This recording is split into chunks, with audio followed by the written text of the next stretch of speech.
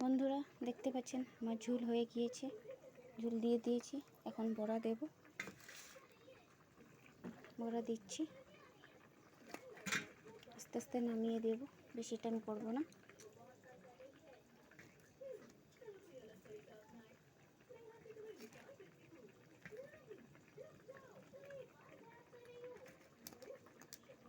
দেখতেই পাচ্ছেন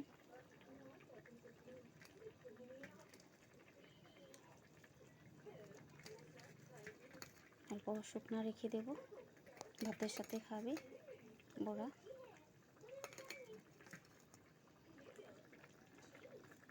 হয়ে গিয়েছে, বাকিগুলি রেখে দিলাম।